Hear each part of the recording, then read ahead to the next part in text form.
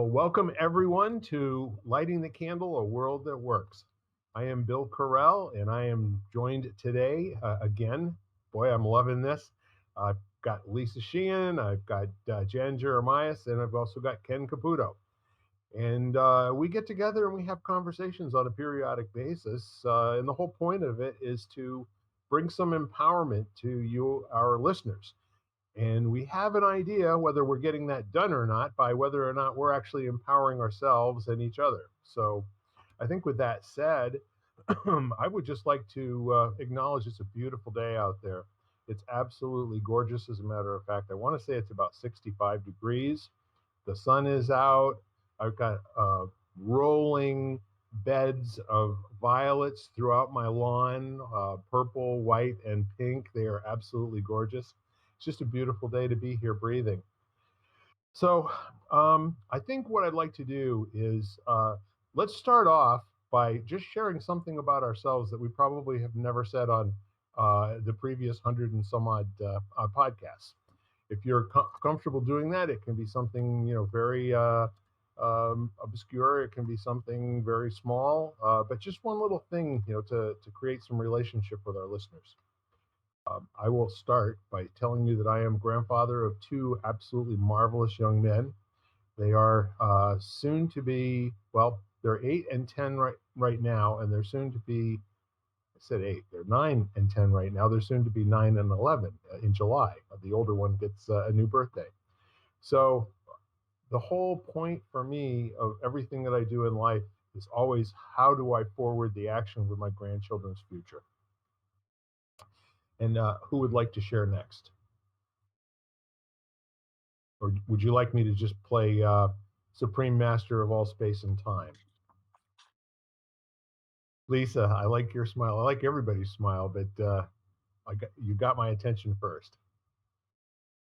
I think keeping in the children vein, I don't have any children of my own, but the children in my life, I have a niece, two nephews, and a goddaughter that I brought into the world. I cut the cord, so that was kind of one of the biggest moments in my life.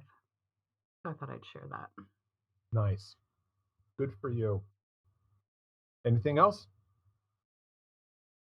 It's good for now. Jan, thank you. Well, I also don't have kids, but I will switch and um, talk a little bit about the fact of, I feel like my contribution is very much to the animal kingdom, and their ability to teach us so much and how much we can learn from them and how much we gain from them in when we have them in our presence.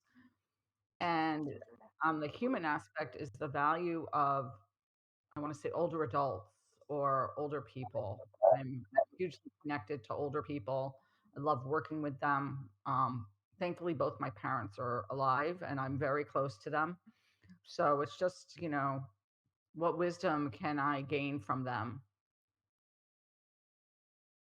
Perfect. Anything else? Yeah. And batting cleanup is Ken Caputo. Trying to think of something I haven't already talked about. It's been a lot of episodes, but I don't know if I ever mentioned. So I served for 7 years in the Army National Guard. I was 11 Bravo infantryman, so running around the woods and stuff, and achieved a rank of E5 sergeant. So don't know if I ever mentioned that before, but there you go. That's perfect. I learned a lot about leadership from that experience. Yeah. By being a good follower or by being a good leader? Both. They're one and the same. It's amazing, isn't it? Yeah. Yeah. The thank you for your service, by the way.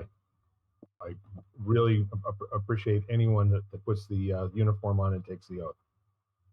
So let's try this.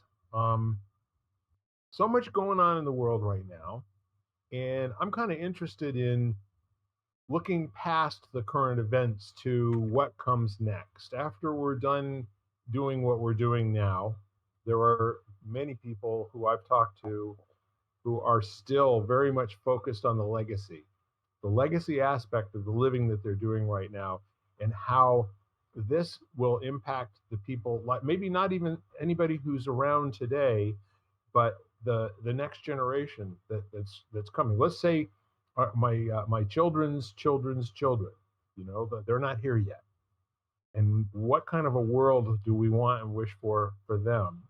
And what would a world that works look like in their lifetime? So that's not too far out. That's probably within the next 10 or 15 years that those folks are going to be being born. Of course, people are being born every single day and at a very rapid rate. So, in terms of any type of thoughts on legacy planning, legacy living, you know, the whole idea of the world that we are creating today, where it's either in our speaking or the structures that we build or the relationships that we create or what we leave behind, you know, the footprints in the sand. Uh, we're leaving many of those, no doubt about it.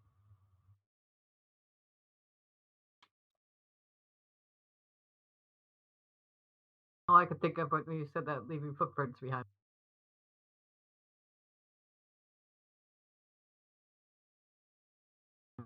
Take nothing but pictures, leave nothing but. So we're definitely having some issues with the internet today. And I missed the whole first part of what you said. Oh, The footprints, we heard that part. right. Yeah, there's sayings when you walk into some wildlife areas or natural preserves, and it says, take nothing but pictures, leave nothing but footprints. So Right. what you said reminded me of that. So it's also what we don't leave behind. That's just as important. And I like to tell people, like, one of the most recent things I've done is I I helped crowdfund and purchase it's a machine that composts food food waste, plant waste, and even small plastics and turns it into usable mulch. So it's kind of a cool little gadget. It looks like the size of like R2D2, but it's uh Yeah. it's Is kind of a this cool something gadget. that would be readily available for consumers? Yes, it's called Lomi, Lomi, Okay. and you can find it on Facebook or I'm sure Google it. Sounds wonderful. So we'll leave people a way to clean as they go. Right. And the other thing you mentioned was the generation thing, and of course I've read a lot of indigenous culture, their takes on the world, and one of the things they always say is to think 7 generations out, so it won't even be a generation that you could have any access to ever. So to think in those terms of the children, but that many generations out, which is hard to do for people to think about because, like, who cares if I'm not here, kind of thing comes up. But you have to think beyond. I worry about the planet, and it's going to be here for 7 more generations. Sure, and that's Yeah. kind of something that we imported in the last 25 years from the Eastern philosophies of having a 100-year plan. You know, there are, that's a relatively new idea on this side of the earth, but there are many cultures that have thought in terms of 100 and 1,000 year plans. So Yeah, I was taught seven generations back and forwards, so that you're like at this kind of waypoint between these two other, I guess you call them data points on a map, and thinking in terms of that, it leads to some interesting meditations and stuff. It's kind of cool. So why don't we stay there for just a quick heartbeat? I'm kind of interested in exploring what that might look like.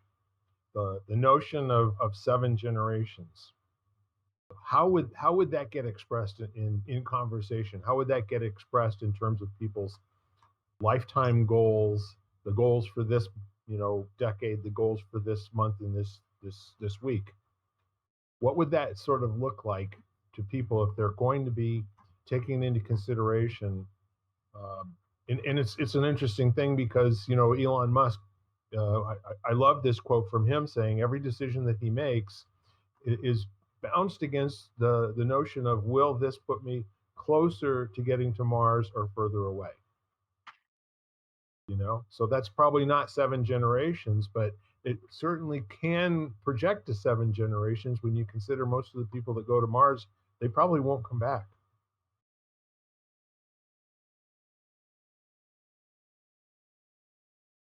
I think it's that simple of a process too. Like what he did is apply it to going to Mars. If every action or organization or um, even a simple thought process, will how will it affect generations out? I mean, will it affect them? Um, how can I apply it that far out? Yeah.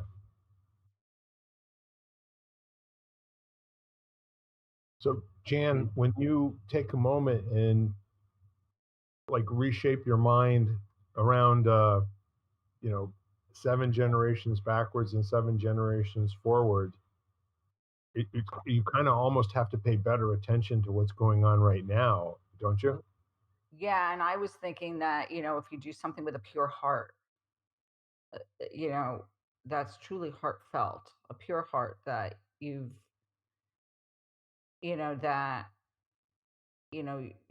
I think it's automatic almost. It's inherent that you're honoring almost probably 7 generations earlier. And Yeah. obviously, something done like that, you're honoring what's going forward or going to come forward or after you. So, you, I was just on a workshop, and thank you everybody for accommodating me on running a heartfelt business.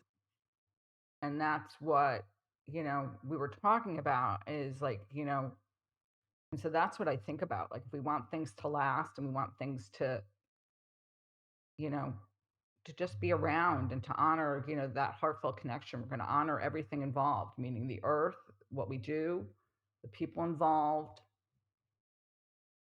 Just so I think it's inherited at all. It's an interesting concept. So I've been doing my business. I incorporated in 1989, pulled the trigger and signed all the last documents in 1990. And the main reason that I started my own company is because I thought I could do it better than anybody I'd ever worked for. It would be interesting to go back and interview some of the people that have worked for me over the last 30 years, or actually almost 32 now, 32 and some change. And the whole idea was working in companies that had a history of being polluters or had a history of doing things that were not necessarily good for the earth, or doing things that were kind of cutthroat and not necessarily good people. You know what I mean? And the whole notion of going through the 1980s, I got laid off or fired from 4 different jobs, but the firing was pretty much a layoff. I was insubordinate, and I deserved to be fired, but I kind of engineered it. So the point is that when I got into a situation like that, I wasn't sleeping well at night, and I thought, what would it be like if the energy that went into building the company started with really, like, no kidding, taking care of customers in an extraordinary way and making sure that the employees were just as well cared for, and they were aligned with, this is what they need to be doing for a living, because what else would they do except for serve people? There probably weren't a whole lot of companies in 1989 and 1990 that were talking that way. I mean, I didn't know of many. Most of them were Gordon Geckos, where greed is good. That's why I like what Ken said about 7 generations back, and it's an interesting perspective too, because uh, healing past trauma within your own life, and then um, also forgiving, because